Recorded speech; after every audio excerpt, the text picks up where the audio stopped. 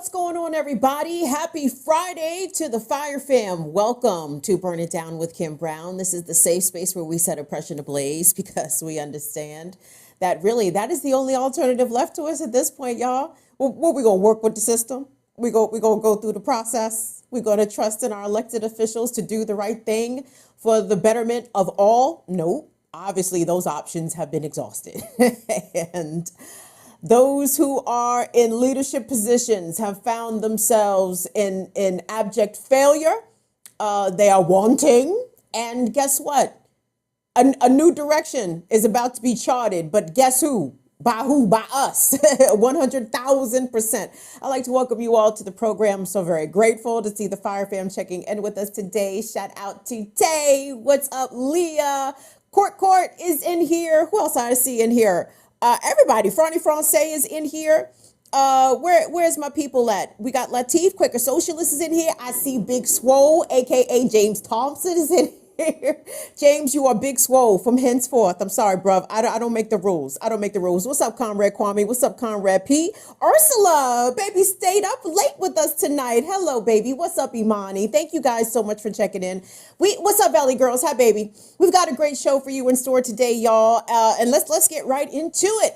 Let's get right into it. As anticipated, the Supreme Court today released their opinion in the Dobbs versus the Jackson's Women's Health Clinic down in Mississippi, and the court has ruled in favor of Dobbs, which means that states are now free to regulate abortion, restrict abortion in any ways that they see fit.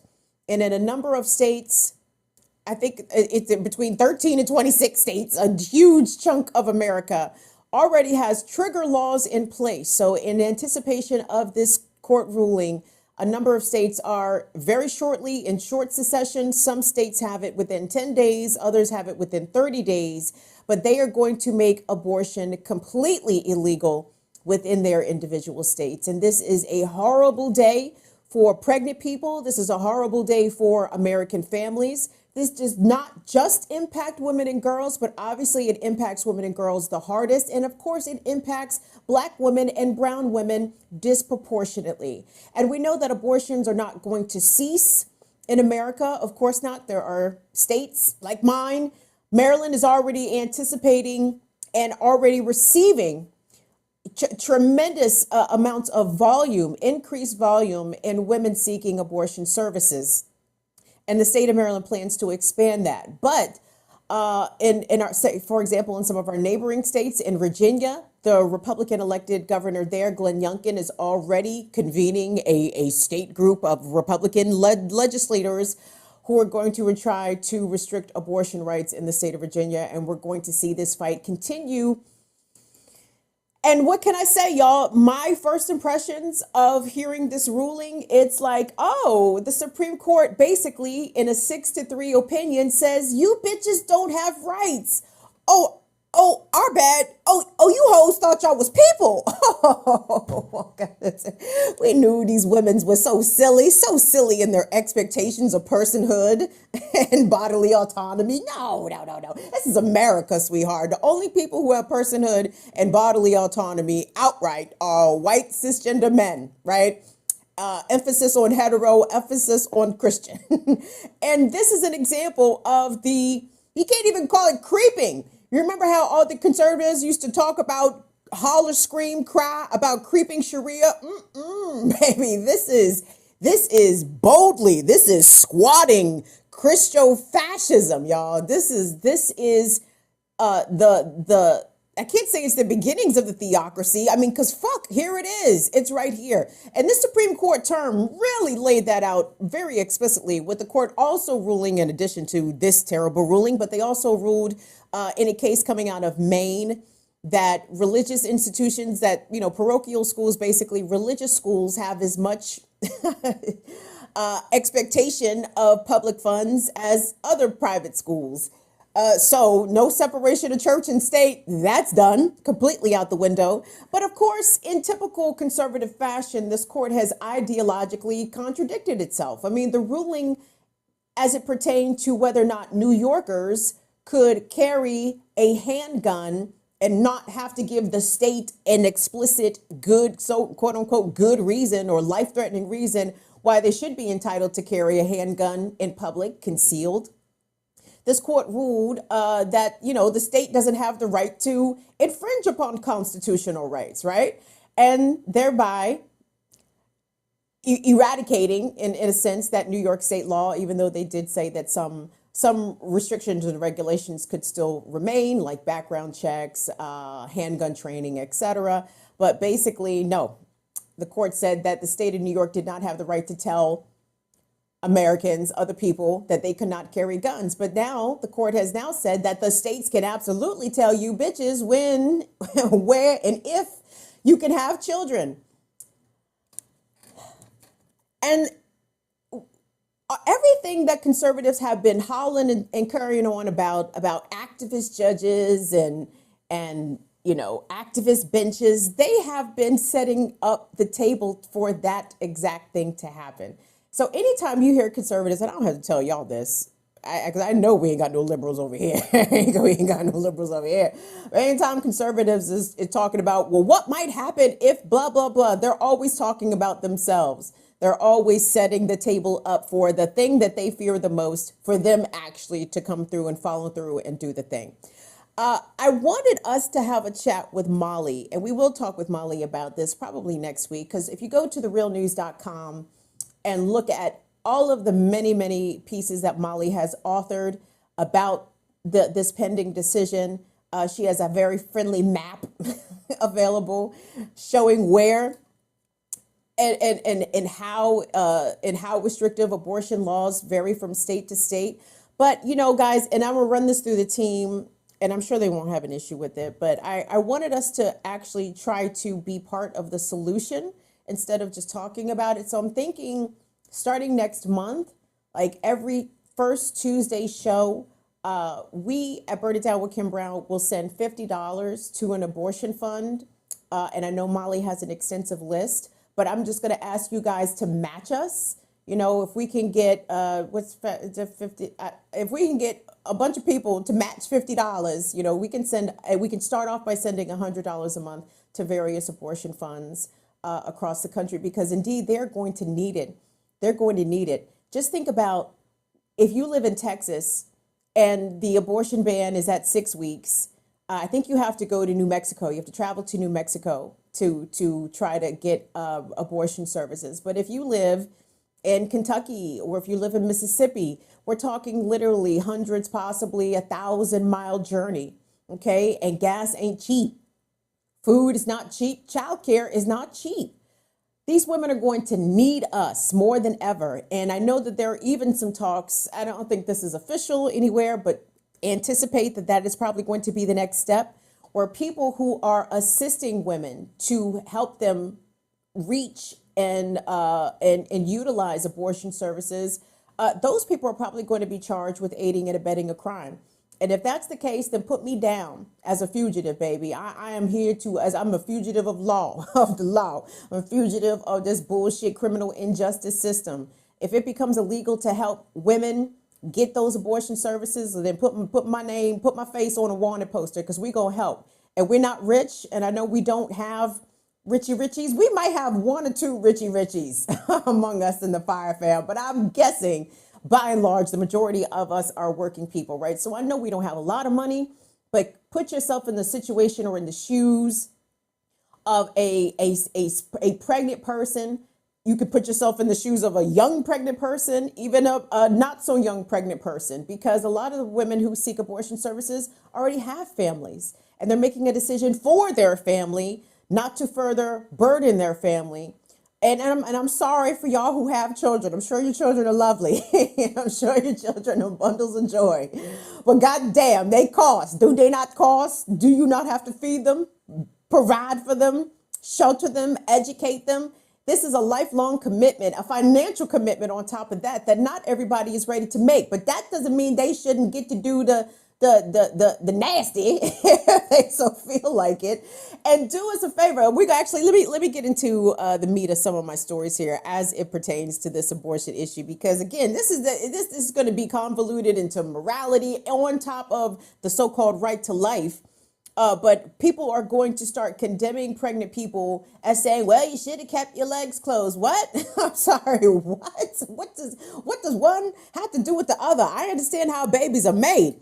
But first of all, let's be real out here. In the majority of these conservative states, and not exclusively conservative, but overwhelmingly conservative, proper sex education does not exist. Okay, these kids are not being taught about how babies are made. Okay, so anyway, I want to get into that in a moment. But one of the things I wanted to talk about, in addition to the barriers and challenges that are now going to be facing, like immediately facing women trying to get abortions, please don't think that this is only regulated or left to red states. No, no, no.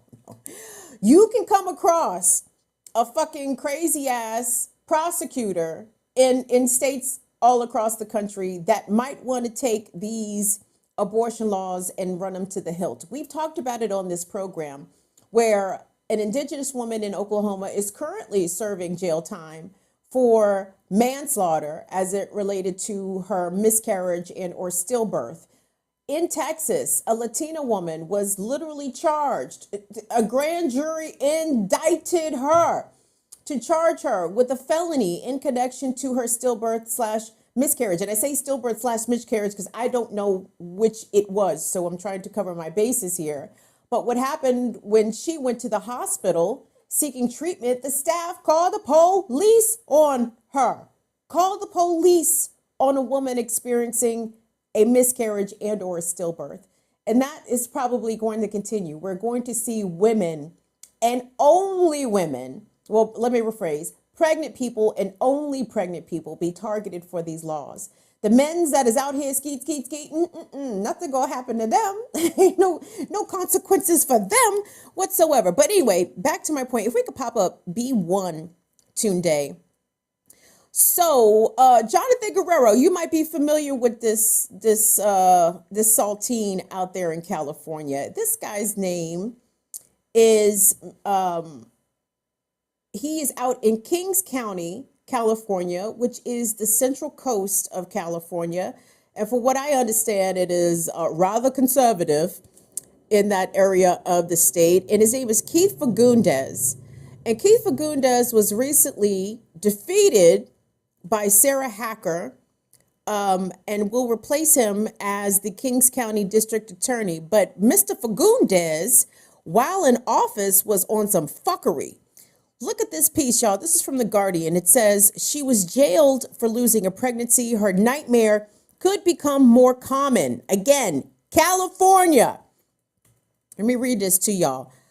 So this is back in 2019. So 2 months before, her name, the woman who is in question here, actually there were two women that Keith Fagundes charged in connection to their stillbirth.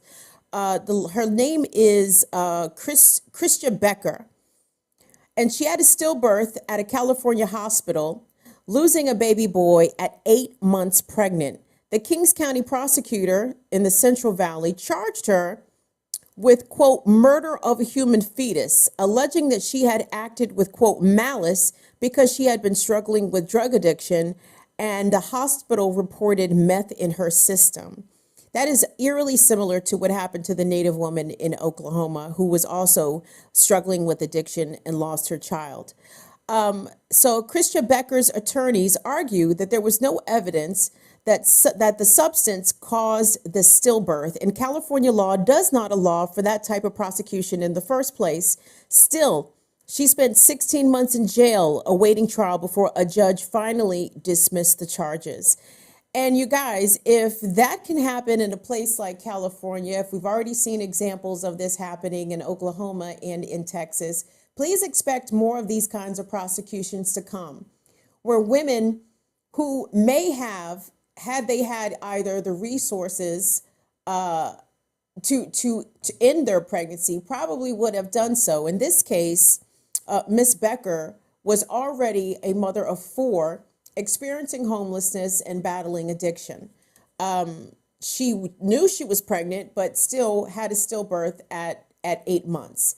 And first of all, as someone who has experienced a miscarriage, and I know I've told you how I felt about my miscarriage, but at the same time, Miscarrying at 8 weeks is a big difference from miscarrying at 8 months. And I can't even pretend to imagine what she must have been experiencing just based off that loss alone. But then to be charged criminally and to spend 16 months in jail, not because she was sentenced, mind you, that was her bail. She couldn't afford the bail, right? She couldn't afford to bond out of prison. So there she spent 16 months awaiting trial before a judge eventually dismissed her charges. Because I'm sorry, we're charging women with miscarriages now. We're charging them with stillbirths. This is a very slippery slope that the Supreme Court has now set us upon. And it's what's bothersome to me about it is, number one, it is fascist to try to dictate to people what they do with their bodies. But obviously, this is specifically misogynistic because only pregnant people, overwhelmingly women and girls, will be the suffering behind this. Another aspect of this that I wanted to point out, because, I know a lot of people are going into the analysis and talking about, well, this state and this state. And like I said, I wanted to save that when Molly can join us, because like I said, Molly's the expert on this. She has been reporting this for a while.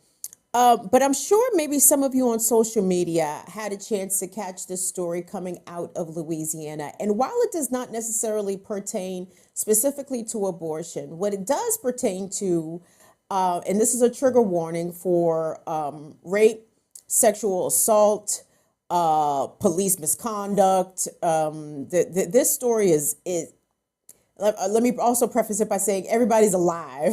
I know that may be in question on this program because I know we talk a lot of sometimes darker topics. But let me just tell you, everybody's alive. And for the short term, that does appear to be a good news outcome. So I like to do the spoilers for y'all so y'all not stressed out. But the story out of Louisiana started making the rounds on social media, and it has to do with a woman who at age 16 was raped and became pregnant as a result of that rape. And when her rapist, who was 30 years old and she was 16, when her rapist found out that she had given birth, the rapist sued for custody of the child and eventually won custody of the child. And the rape survivor had to end up paying child support.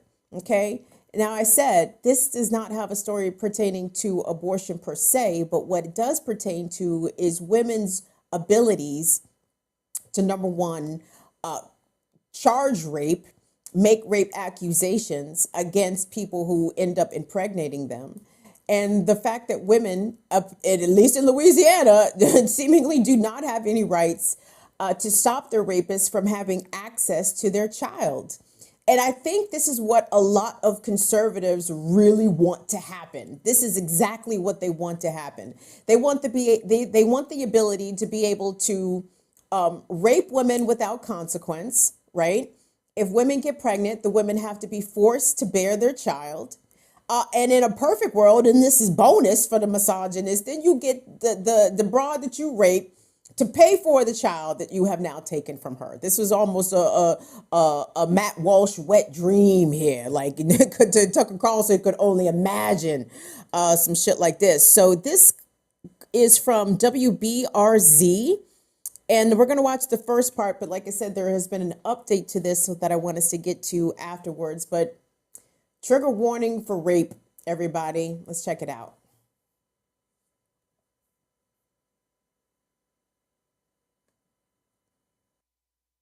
Abel Seth recalls meeting this man, John Barnes, at a bar in Hammond back in 2005. He offered to take her home. Instead of bringing me home, he brought me to his home.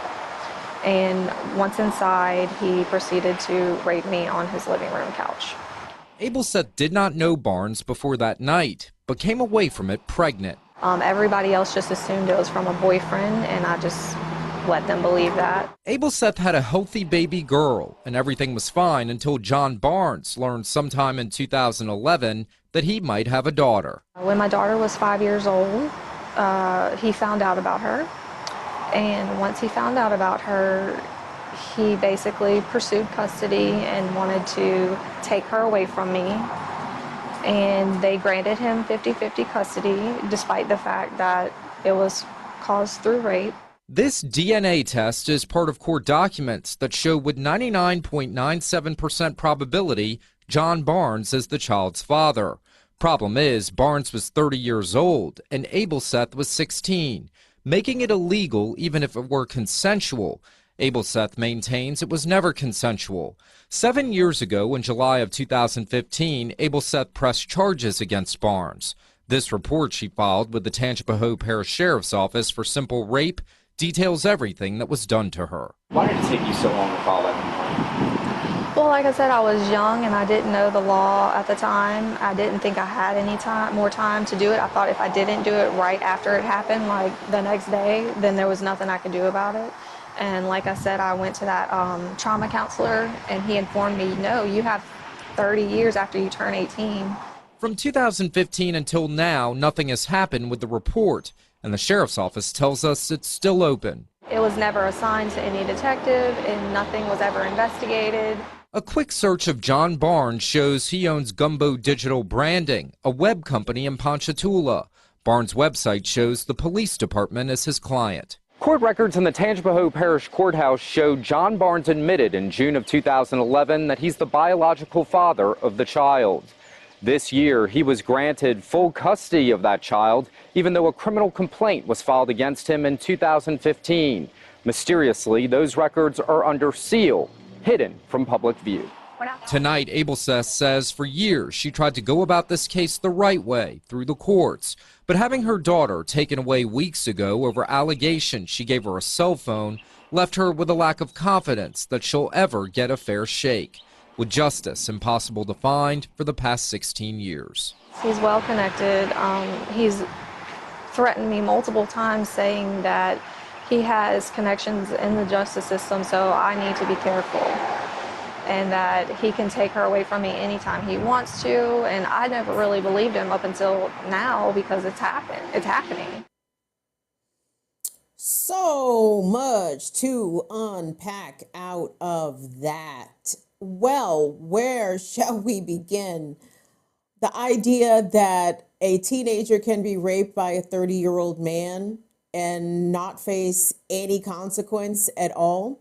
As you heard her say, she did not initially report the rape because she was young. She was a child. And in a subsequent interview that I watched with her, she talked about, and she might have said this even just here, but she said she didn't think that she could report the rape after a certain duration of time, after 24 hours, 48 hours. That is the fucking Law and Order SVUification of fucking America. Like, people are so mistrained about what the criminal justice system does, what it can do, what it won't do, based off TV. Based off TV. She did not go report this rape. But when she did report the rape, I hope you heard that correctly and accurately. It has been 7 years since she reported this rape. And apparently in the state of Louisiana, if a teenager is raped by an adult, and first of all, at 16, she was legally unable to consent to sex with a 30-year-old man, so it's rape. But there is a very long statute of limitations, which I actually was kind of surprised by. There's a long statute of limitations in the state of Louisiana. And from the age she was at 16, when this rape occurred, she has 30 years to file a complaint, which she did 7 years ago. And the sheriff never assigned a detective. Her complaint has languished. Is it the Tangipahoa Parish? I'm sorry if I'm fucking that up. But down there in Louisiana, her rape complaint was left on the shelf to collect dust, to not be looked at by any investigators. Proof positive again. Police do not keep us safe. Rape, molestation of women and children is low priority for police. They are not here to take the rapists off the street. That's not what they do. That's not what they do. The other part about that story, there's lots of parts about this story that are horrific. So the child that was conceived as a product of the rape, which by the way, I can only imagine what it's like for that child to know that her father, like that is the way that she came into the world because her father raped her mother. Her father raped her mother. The child undoubtedly knows this. So that's just a separate mind fuck to even contemplate. But the child now is 15 or 16 years old. And if I were the mother, which I'm sure she is, I would be beside myself knowing that my teenage daughter is in the clutches of a rapist. And y'all know, in a lot of cases, you know, familial relationship is inconsequential to rapists. And this man has already had a demonstrated past and pattern of preying on teen girls. I would be horrified for my teen daughter, to be in the custody of this rapist who has proclivities towards teenage girls. Holy fucking shit. And the other part of that story, you heard Mr. Bonds has a client of the police department as as part of his digital business, whatever it is that he operates. The police department are his clients, right? And I'm sure he knows them. He knows members of the judicial system extremely well, which is why he's never been prosecuted or charged in connection with this rape, which is why he was allowed to get access and custody of his teen daughter that the police at least know the mother has made an accusation of rape against. JG has run us a super chat. Thank you so much, Jonathan Guerrero. Jonathan says, uncomfortable truth. Black men support women's right to choose / abortion at a rate damn near double that of white women. Reread that. Now sit with that. All right, hold on. I'm going to reread it and I'm going to sit with it. Hold on. The uncomfortable truth is that black men support women's right to choose / abortion at a rate damn near double of white women. Reread it and sit with that. I mean, I would imagine maybe that has to do with economics, JG. I mean, black people have fewer resources to be bringing children into the world. So maybe that's why, if I'm understanding your comment correctly, maybe that's why black men support reproductive access more so than white men. Right. Anyway, there's a lot to get in there. But hold on. I have an update about this story. And this actually just came out this week. So the woman in that story and her rapist had a family court appearance because, again, the child was taken from the mother's custody because the father was upset that the mother bought the child a cell phone. Right. I guess so she can't call for fucking help when her father comes in her room late at night. I'm so sorry that my brain goes there, but that's exactly where my brain goes. But there's been an update on this story. Let's check out B5. And this is from News Nation. And it is from it's the original reporter in the investigative piece that we just saw from WBRZ. They are giving an update about this case on News Nation. Let's check that out.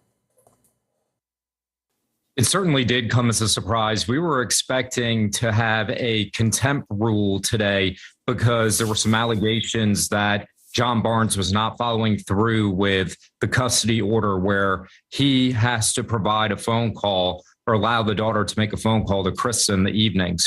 And so there was a contempt rule to basically have a hearing today. And then they didn't even rule on the contempt. Instead, he winds up revoking custody from John Barnes. It threw everybody for a loop. Nobody was expecting that to happen today.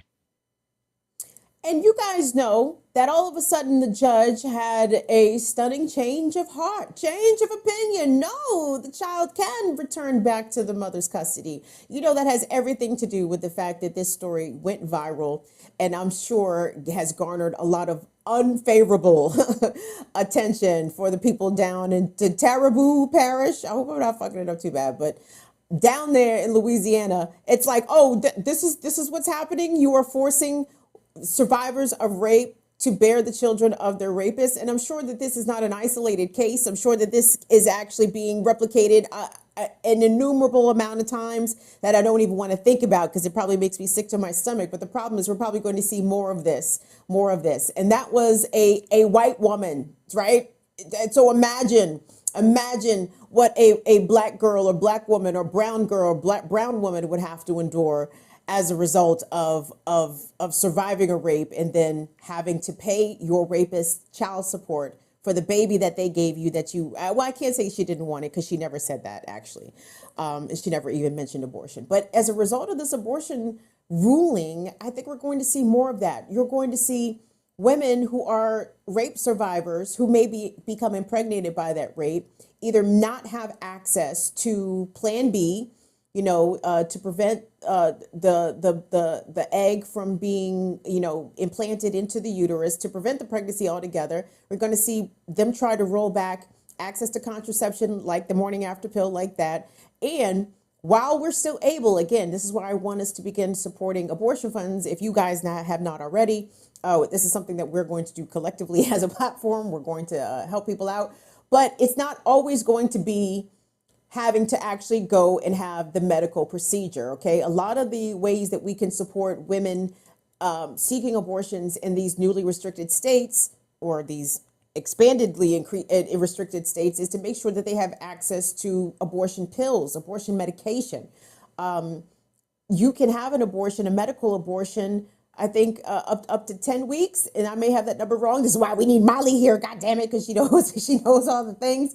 But yeah, we have to start opening our minds up to this is the ways that we can support women to make sure that they get access to them services. It's not always going to be, or not even going to be, the so-called back alley abortion. I'm hoping that is a relic of the past because of medical technology, again, with the medical pill abortions that people can have. But for those who are further along in their pregnancy, or for those who are even experiencing pregnancy complications and they are afraid to go to a hospital because they're afraid they might get told on. They might get told on. I am so freaked out especially for pregnant people across the board. But I'm thinking about pregnant people in my age range, right? Who are middle-aged, who overwhelmingly experience pregnancy loss, miscarriages, stillbirths even, or those who may be experiencing an ectopic pregnancy, or a pregnancy in which any fucking thing can happen in a pregnancy in which you can bleed out like that and die. And I'm afraid that women are going to be denied medical services for pregnancies that they literally are unable to carry because it could kill them, because hospital staff or medical staff might be afraid of the legal consequences after that. And this is what we find ourselves in, y'all. If this isn't fascism, I don't know what else to call it. 51% of the country had bodily autonomy rights yesterday, and today we don't. And it's because the founding fathers, if these motherfuckers don't quit it with the goddamn founding fathers, they keep saying, oh, the founding fathers didn't have abortion as a constitutional right. The founding fathers didn't recognize anybody not in their demographic as literally human, as literally human. How much longer is this country going to literally worship at the feet of genociders, slave owners, rapists, molestors? I mean, let's keep it a fucking buck here.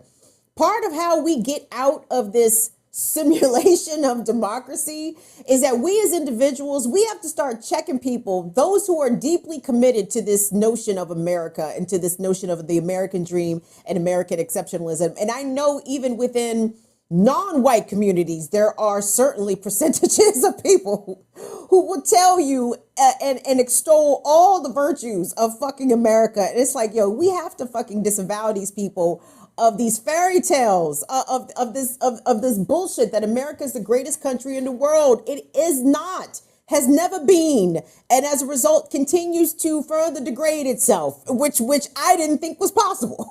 But silly me for my lack of imagination, thinking that America didn't have further to fall. Oh, no. America has a lot further to fall. And it has everything to do with the fact that this country is founded on rottenness. This is a settler colony.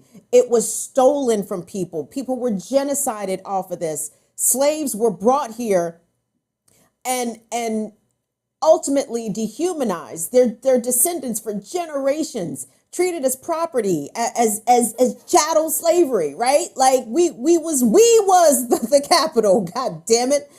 And they're trying to resume that back. Franny French, I saw you on Twitter. Franny French very astutely said that this reversal of Roe is going to reimpose slavery upon brown and black women. Absolutely.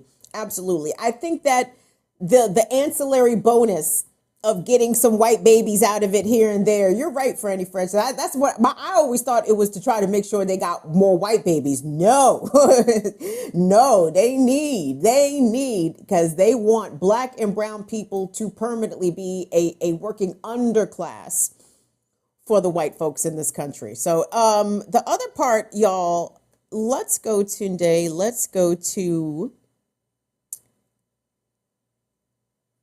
let's go to B6. We're going to see so many people stuck with kids that they don't want, and that makes me afraid for the children. I'm afraid babies are going to be left places. I'm thinking Brenda's got a baby, but Brenda's barely got a brain. Damn shame, the girl can hardly spell a name. That's not her problem. That's up to Brenda's family. Well, let me show you how it affects our whole community. I don't want to see kids in dumpsters. I don't want to see children just tossed out. And I'm concerned that that's what we may see. So this is from Mississippi Today, which is an independent journalist publication out of Mississippi. And I think that they do accept support.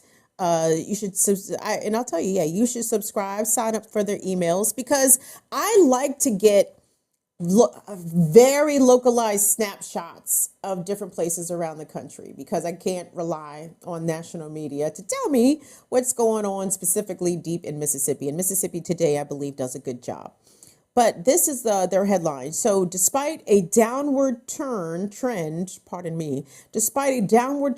in teen births, Mississippi tops the nation in 2020.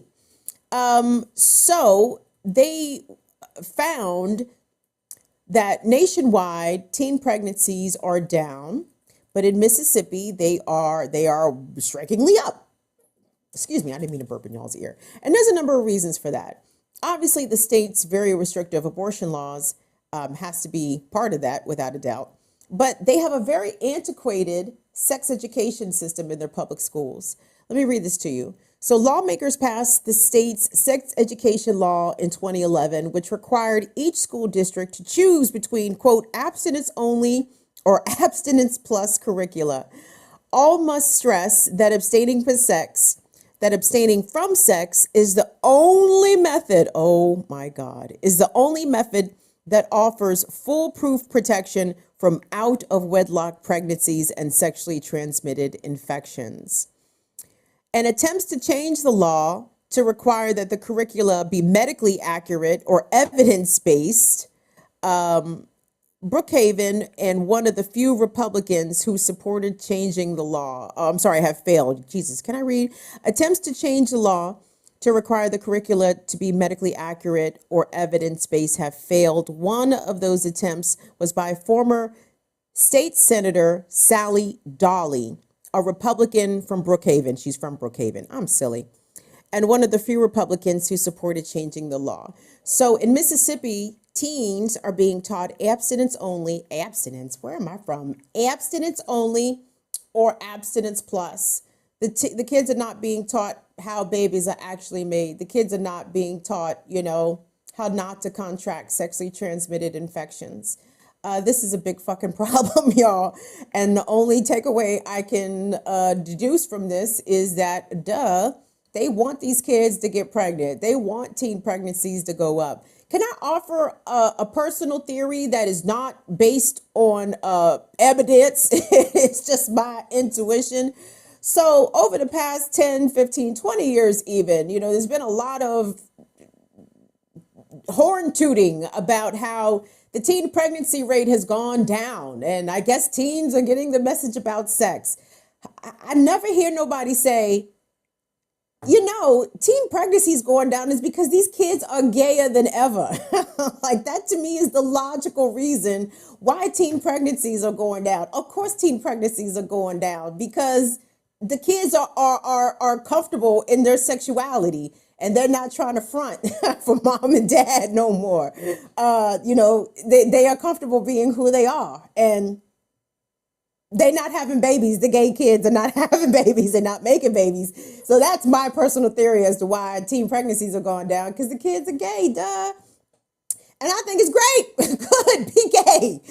Be gay. Wait until you can adopt children in your adulthood. The problem is they let these heterosexual kids just have penises and vaginas all willy-nilly with no instruction, no owner's manuals to let them know how to work the shit. Isn't this a goddamn bitch? So y'all, first Tuesday show of every month. This is a new thing we are going to start. And like I said, Molly has been reporting upon this issue for a while. And I know she has spoken with a number of people from abortion funds across the country. And that's what we have to do, even if it's a couple dollars, y'all, because our little bit of money pooled with other people's little bit of money is going to make the difference in the lives of pregnant folks and women and girls who need these services, these medical services. And let me shout out real quick on Fox 5 this morning, who just ran us something. Thank you so much, Ellen R. Thank you, Ellen. Thank you so much for your Cash App support. We appreciate that. This white woman on Fox 5 DC this morning got up there and started preaching. When I say she started preaching, I said there's no way they knew that she was going to get up there and say all this. White woman carrying a toddler, like a 2-year-old, right? And they go up to her, ma'am, what do you think about the Supreme Court decision? I figured they must have thought that she was going to say a certain thing because she was carrying a child. No. This white woman said, listen, you see this baby? This baby's a lot of goddamn work. I don't think anybody should be made to bring children into the world who are not prepared and resourced to do so. And most importantly, our society does not help parents, particularly mothers. We don't have universal health care. We don't have universal parental paid leave. We don't have the things in place to support parents. So to force parents to do this is wrong. White lady off the street talked about how this is going to impact Black and brown women. She said this is not going to impact white women with means, because white women with means is going to white women with means, right? They're going to find a way, make a way, force a way. And the other thing she said that I thought was so crucial, and I think this could be where this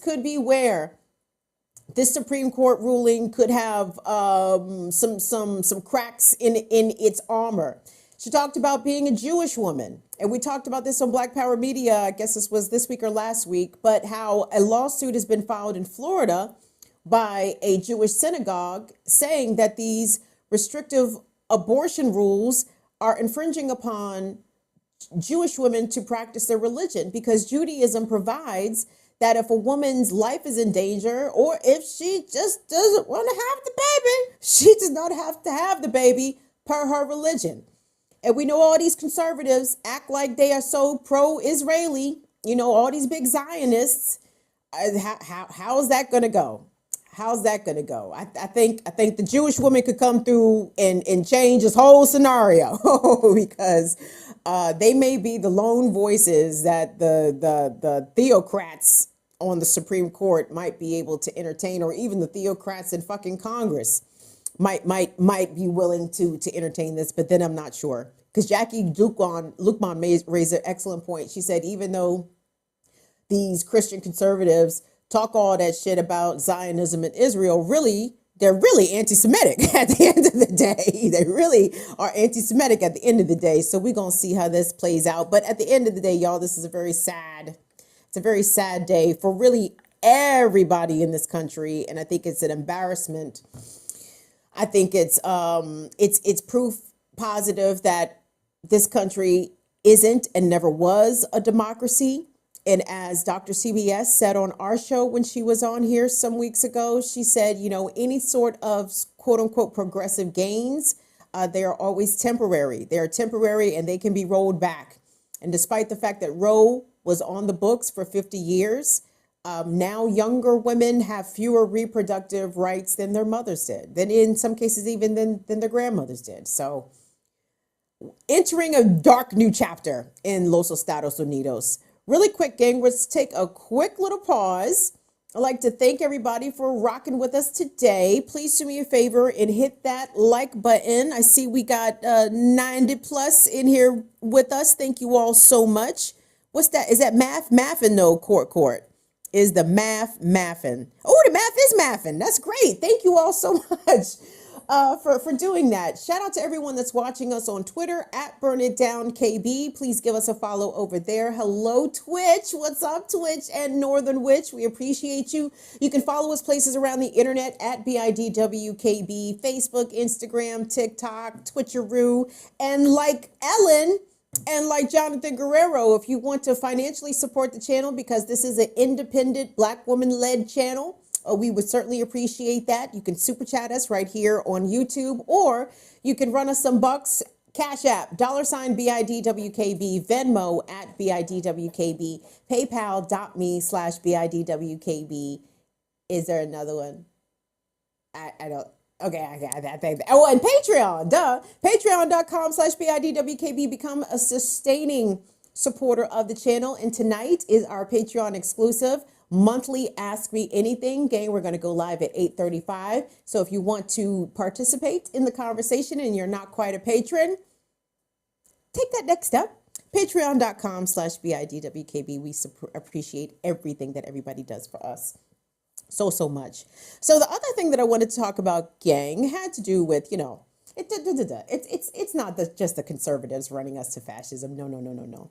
Oh, wait, by the way, touching back on the abortion thing real quick. So I saw Joe Biden on TV talking about, oh man, blah, blah, blah. I mean, he probably said something else beyond that, but all I heard was, oh man, blah, blah, blah. And he was up there, blah, blah, blah. And I'm like, nigga, of all niggas, yo ass Joe Biden, yo monkey ass been in Congress for 50 fucking years. You were vice president for 8 years. You were a member of the U.S. Senate during at least a couple of those supermajority democratically controlled Congresses. Again, vice president for 8 fucking years. And now you want to talk about now it's time for federal action on Roe. Suck dicks. And the other thing he said that really pissed me off was that Roe was on the ballot. Bitch, y'all been saying Roe been on the fucking ballot since Reagan, since 80. Roe has been on the ballot. And what the fuck have y'all done? The fact that Democrats are just going to use this as a fundraising opportunity and nothing more, that is a quote from Molly Shaw. Let me attribute properly to Molly Shaw. The Democrats are going to use this as a fundraising opportunity and nothing more. That's it. I don't expect them to do much because they understand that when they cannot get shit passed in the Senate, and now it's all of a sudden go vote. You got to vote. Roe is on the ballot. Vote, bitch. We did vote. We did fucking vote. Motherfuckers came out and voted in record numbers in 2020. And look at all the shit that is being rolled back underneath the Democratic administration. And the Democrats sit there, with their hands in their heads. Oh, we don't know what the fuck to do. We can't do nothing. Meanwhile, a singular election in 2016 has changed the entire landscape of this country.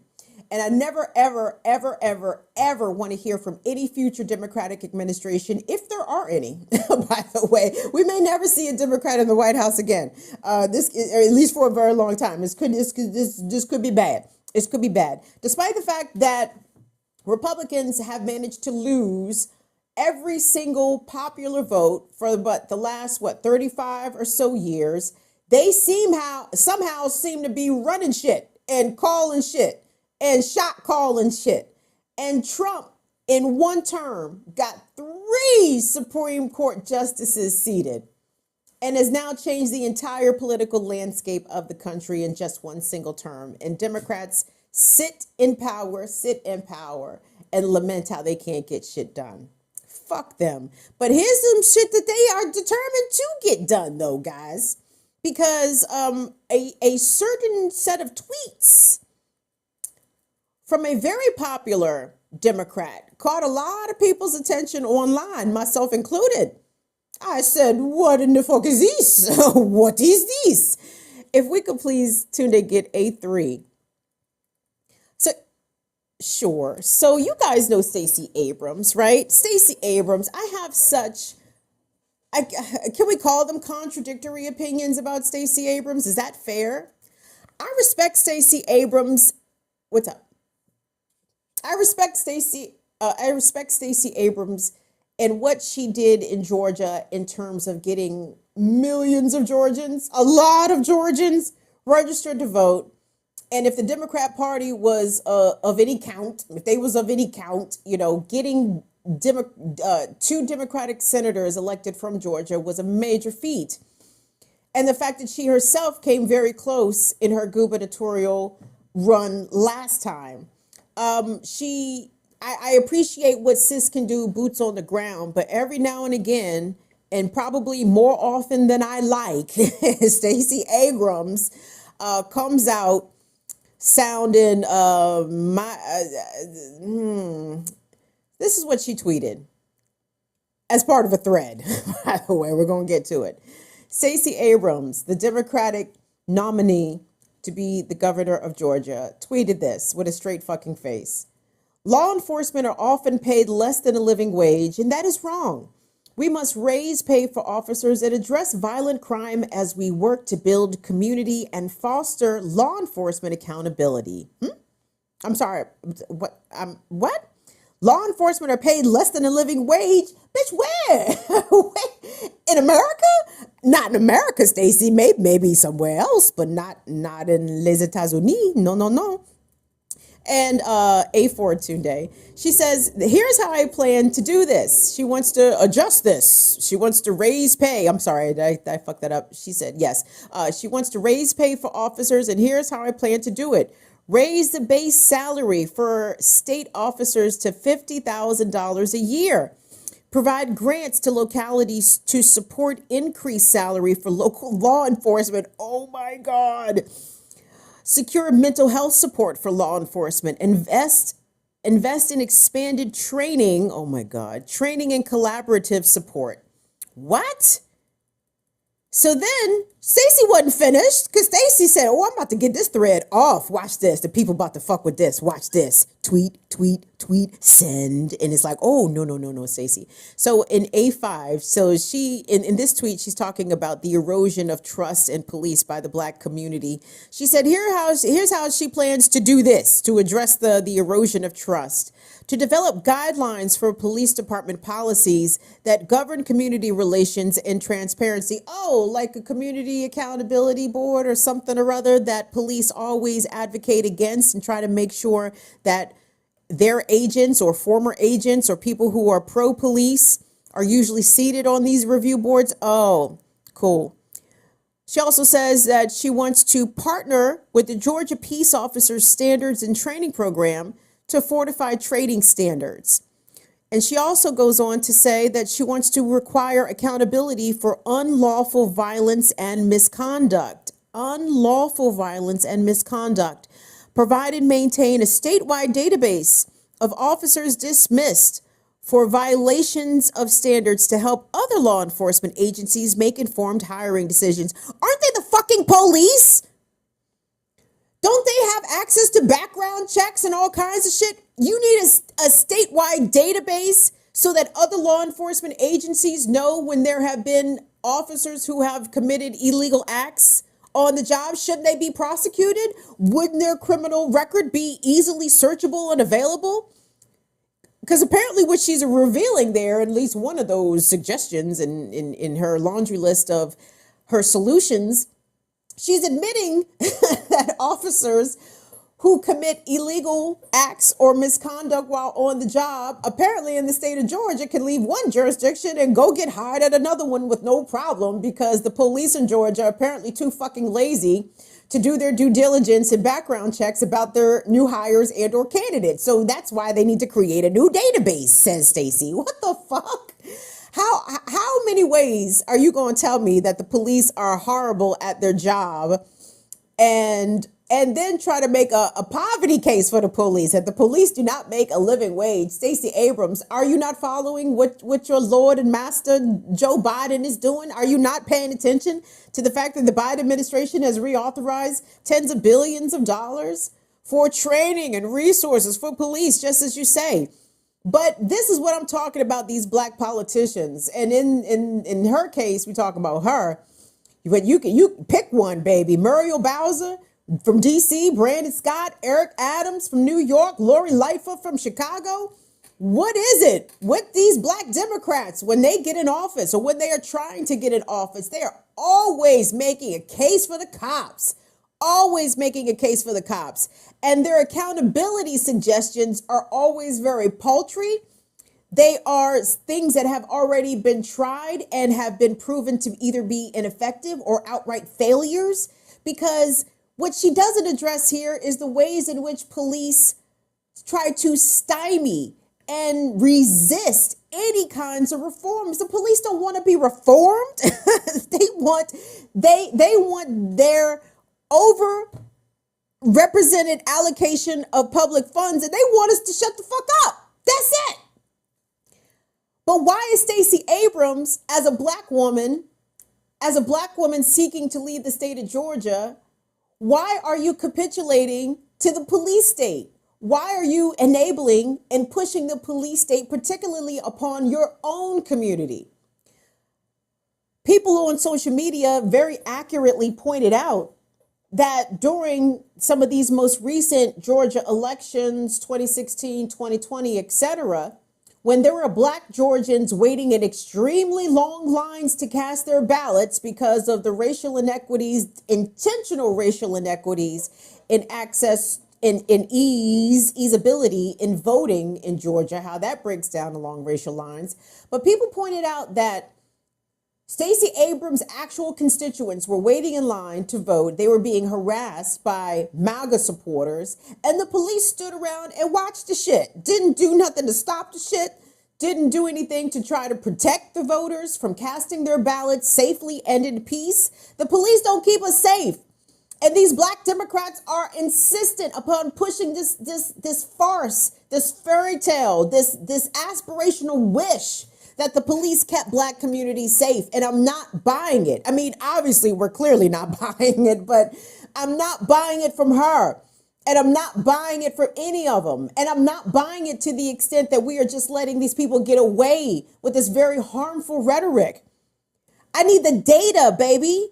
Show me where spending hundreds of millions of dollars correlates into public safety. Show me the period of time where that was ever the case. And let's not act as though some of the main ones causing chaos, mayhem, and violence in the community are the police themselves. These feeble and paltry attempts at accountability are so laughable to me. And the fact that Democrats, black Democrats in particular, have completely run away from defund the police. Actually gone in the exact opposite direction of defund the police. And they're trying to say that this is what the people want.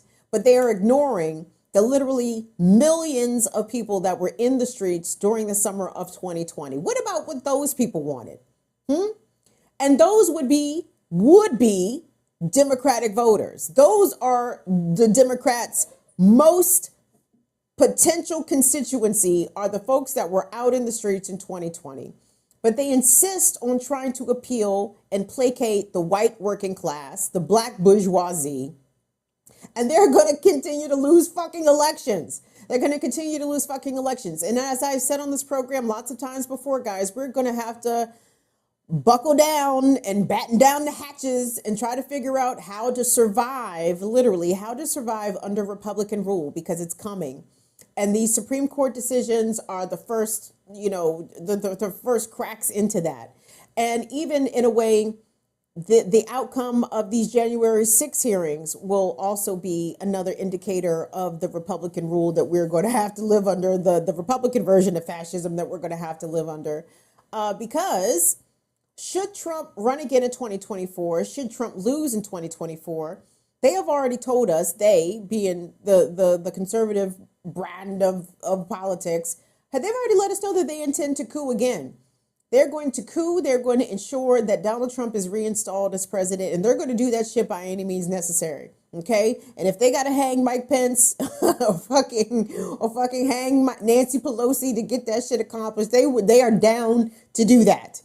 And the thing is, if they're willing to turn on a Mike Pence or a Dan Crenshaw, I'm not sure if you guys saw the video of Dan Crenshaw being harassed, even though I don't think they put hands on him, but they did get in his shit about his positions on some things. If you think that they'll get in their face, that means that they are ready to bring the outright violence directly to us and to our communities.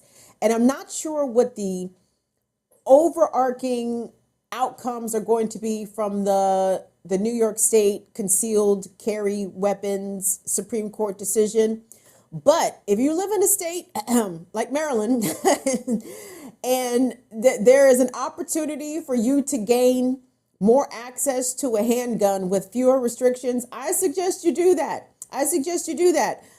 Because you're going to have the toolie on you, okay? And I'm not only talking to black folks here, I am talking to the John Brown Brigade. John Brown Brigade, lest we not forget what the fuck happened to John Brown, okay? Like, John Brown Brigade, y'all are not safe because y'all are too Negro friendly, you're too gay friendly, you're too indigenous friendly. Please don't think that they're not gonna come to your house too. So John Brown Brigade, I suggest y'all strap the fuck up as well. Thank you, Franny Francais. Franny Francais says, does this buy two middle fingers to the system? It does, Franny Francais. Look at that. And that's 4. So you got buy 2, get 2 free to the system. Thank you so much, Franny French. We appreciate your support. But no bullshit. In addition, black and brown people, gay people, strap the fuck up. John Brown Brigade, get your shit together. And more, actually, John Brown Brigade, we need y'all more than ever because y'all get the least amount of scrutiny when trying to purchase weapons. So I'm just going to leave that there. I'm going to leave that right there. Real quick, let me dunk on one more of these black Democrats, and then I'm going to turn y'all loose to get ready for tonight's AMA at 8:30. New York City. Rich L. Deals. Who else is up in New York? Bronx Bad Gal. Who else is up in New York? Imani's up in New York. What the fuck is up with Eric Adams? I won't even insult y'all by even joking and saying that's y'all mans, because I know that's not y'all mans. I know Eric Adams ain't y'all man, so I'm not going to even play that bullshit game. But let's go to A1 Tunde. This bullshit coming out of the New York City Council. Oh boy. Eric Adams got his budget passed, everybody. They did this shit in the stealth of night. I think they voted to pass this budget at like 11 o'clock at night. And what they actually came out with this budget, this is from the New York Daily News. It says the record $101.1 billion budget agreed to by the mayor and by the council on Friday, passed in a 44-6 vote shortly after 11 p.m. Now, all 6 nay votes were cast by progressive Democratic members who lamented what they characterize as the budget's bloated police spending and insufficient investment in housing, education, and social programs. And what that ended up being is over $10 billion for the NYPD, with the New York City public school system getting hundreds of millions of dollars in cuts. And I have to say, I know that Eric Adams is the police. He is Black Giuliani, make no mistake about it. But what we are seeing happening up in New York and really in cities across this country led by Black Democrats is this increased pushing and expansion of the police state, of the surveillance state, of the militarized police state. And most of NYPD, y'all know this, are a bunch of fucking Klansmen. Overt Klansmen.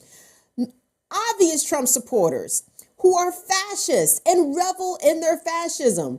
On this program a year ago, I guess this maybe even was 2020. Maybe it was on Stir Crazy on the Real News. But anyway, we used to show lots of videos of NYPD fucking people up, fucking protesters up, fucking up homeless people. We saw when the shooter on the New York City subway system, this motherfucker was able to leave the subway and was only apprehended after he called and told on himself. Like, NYPD is not keeping New Yorkers safe at all. And Eric Adams feels as though they deserve more money and that the children in the schools deserve less money. But I want to keep an eye on New York City public school students who have been very vocal in their opposition to a lot of Eric Adams' policies, specifically about school resource officers being in New York City public schools, where the children have said that they are not feeling comfortable with the cops walking the halls, and they have legitimate reason to feel that way.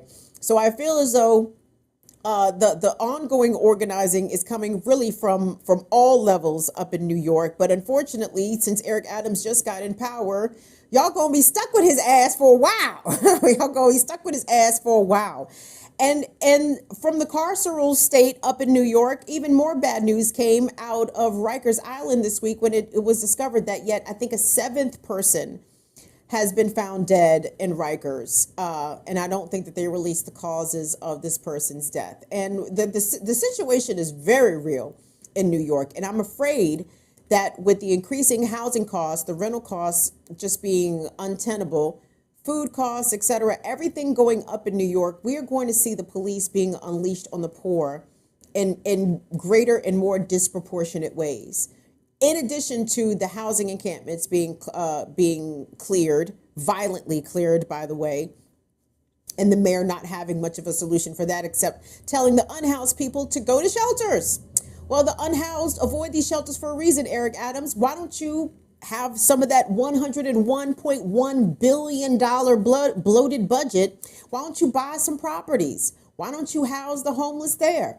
Like, there are solutions here available, gang, but the problem is capitalism prevents us from doing the most common sense thing available to us, because if it ain't no money being made, there ain't no point in doing it. I mean, saving lives, enriching people's happiness and their human potential, that's not a good enough reason. It actually has to make money.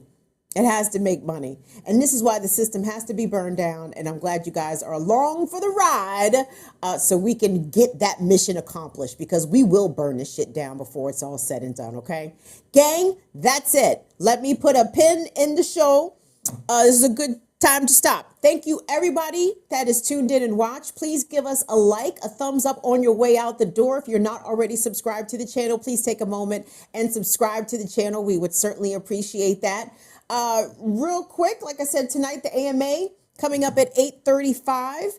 And I can't think of anything else housekeeping wise. Oh, shit.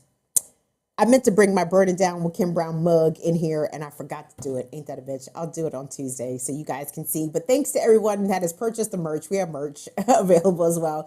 Fraudy Francais, I know you got some merch. Dave Gamandi, I think you got some merch. Anna Hart, I know you got some merch. So I appreciate you guys supporting us in that way, in all the ways that you can. Please also support channels and platforms that support us. Of course, Black Power Media. If you're not already subscribed over there, go do that. Subscribe and join us on the Remix Morning Show Tuesday, Wednesday, and Thursday mornings at 8 a.m. Eastern. And support the Revolutionary Blackout Network as well. I love Savvy Sabs and Josana and Nick and my baby JB Font.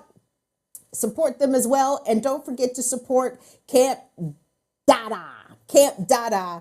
That action is happening up in the Hamptons Labor Day weekend. Camp Dada has joined us on the show before, and we're going to have them on again the closer that we get to that Labor Day action. It is a camping action.